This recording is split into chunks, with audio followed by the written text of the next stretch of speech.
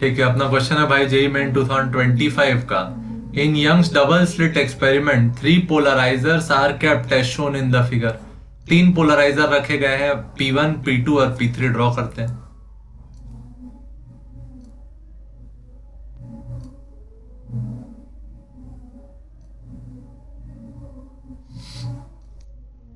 एक यहाँ रखा है, एक यहाँ रखा है, इसका नाम P1, इसका नाम P2 और इसका नाम P3। ठीक। The transmission axes of P1 and P2 are orthogonal to each other. मतलब ये दोनों का जो आपस में एंगल है वो कितना डिग्री है? 90 डिग्री, इन दोनों के पोलराइजेशन एक्सेस का। ठीक। And the polariser P3 covers both slits, P3 covers both slits with its transmission axes 45 degree to both P1 and P2। अब इन दोनों का पेयर देखोगे तो कितना डिग्री का एक्सेस है? 45 डिग्री। और इन दोनों का पेयर में भी कितना डिग्री का एंगल है? 45 डिग्री। ठीक। An unpolarised light of wavelength lambda, एक अनपोलराइज्ड लाइट थी जिसका वेवलेंथ कितना था? लैम्डा, और इंटेंसिटी कितनी थी? I naught, is incident on both P1 and P2। The intensity at point after P3 where the path difference after P3 ना, यहां पे जो लाइट रहेगी, the intensity at a point after P3 where path difference between the light waves from S1 and S2 is lambda by 3। यानी कि ऐसे point पे हम लोग को इंटेंसिटी बतानी है, ऐसे पॉइंट की इंटेंसिटी बतानी है जहां पे पाथ डिफरेंस कितना रहे? Delta x equal to lambda by 3। तो इसके लिए सबसे पहला काम अपने करना पड़ेगा कि P3 के बाद जो लाइट्स निकल रही है, यहां पे अपन क्या निकाल ले? इंटेंसिटी 1 और इंटेंसिटी 2। ठीक। तो वैल्यू निकालते हैं। अपन ये जानते हैं मेलस लॉ से कि कभी भी अगर आई नॉट इंटेंसिटी की लाइट किसी भी पोलराइजर को पार करती है तो यहाँ पे इंटेंसिटी कितनी हो जाती है? I naught by 2। और यहाँ पे भी इंटेंसिटी कितनी हो जाती है? I naught by 2। ये फर्क नहीं पड़ता कि पहली बार में कितने एंगल पे था पोलराइजर लाइट के साथ। ठीक। अब ये जो पहले बार पोलराइजेशन हो गया, उसके बाद जब सेकंड पोलराइजर से पार करते हैं तो अपन डिपेंड करते हैं किस पे? एंगल पे। तो यहाँ मेलस लॉ हम लोग को बोलता है कि अगर आप कंसेक्यूटिव 2 पोलराइजर्स को पार करते हैं, ये हो गया पोलराइजर नंबर 1, तो इससे अगर आप आई नॉट लेके पार किए तो यहाँ पे आपको इंटेंसिटी मिलेगी आई नॉट बाय 2। और दूसरे पोलराइजर को अगर आप पार करते हैं तो यहाँ पे एंगल का डिपेंडेंसी रहेगा। लेट्स से पहले पोलराइजर और दूसरे पोलराइजर के बीच का एंगल है थीटा, तो यहाँ पे जो इंटेंसिटी मिलती है वो क्या मिलती है? I naught by 2 cos square theta. तो यहाँ I1 का वैल्यू क्या मिलेगा? I naught by 2 cos square theta का वैल्यू 45। I2 का वैल्यू क्या? I naught by 2 cos square 45। ठीक।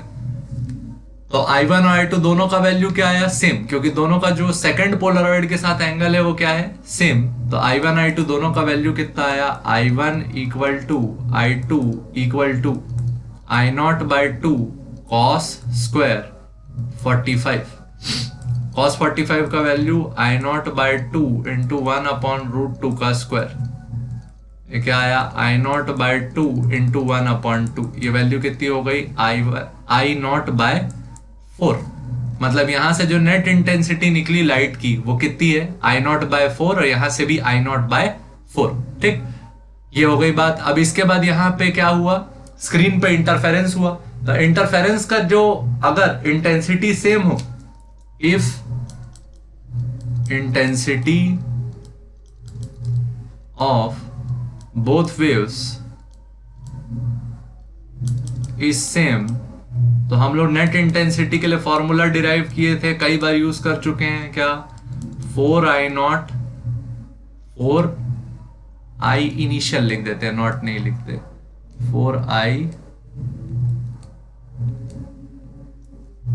4i initial cos square 5/2। ठीक। इनिशियल इंटेंसिटी अपनी कितनी मिली हमको? I naught by 4। Initial intensity कितनी मिली? I naught by 4। 4 into I naught by 4 cos square 5/2। 4 से 4 क्या हो गया, कैंसल। तो नेट इंटेंसिटी का जो वैल्यू आया वो क्या मिला, आई नॉट कॉस स्क्वायर 5/2। ठीक, अब जो फाई है उसका वैल्यू क्या होता है, 2π/λ डेल्टा एक्स, और डेल्टा एक्स पाथ डिफरेंस का वैल्यू हमने को दिया था λ/3। तो फाई का वैल्यू 2π/λ इंटू λ/3। लैम्डा से लैम्डा क्या हो गया, कैंसल। तो फाई का वैल्यू क्या मिला, 2π/3।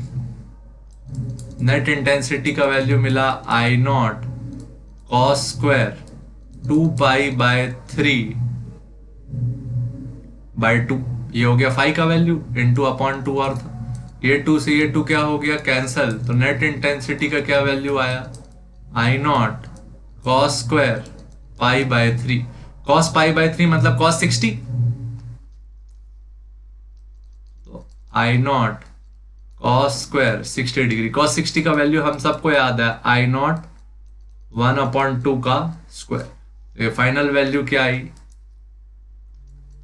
आई net equal to I naught into 1/4 या फिर आई नॉट बाय 4।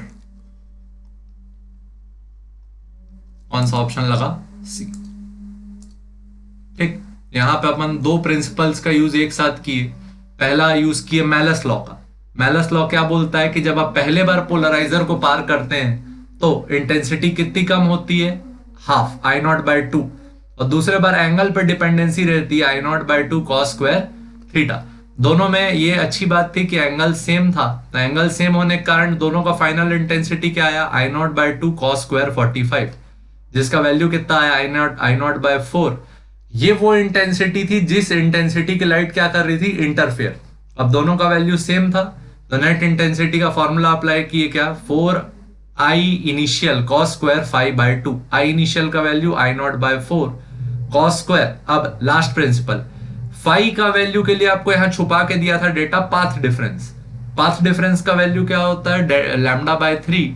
तो वहां से फेज डिफरेंस निकाला 2π/λ डेल्टा एक्स, तो ये क्या आया 2π/3।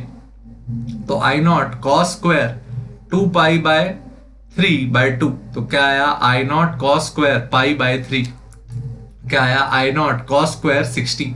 कॉस 60 का वैल्यू क्या होता है 1/2, और 1/2 का स्क्वायर क्या हो गया 1/4। तो नेट इंटेंसिटी का वैल्यू क्या आया आई नॉट बाय 4, यानी कि सी ऑप्शन। ठीक।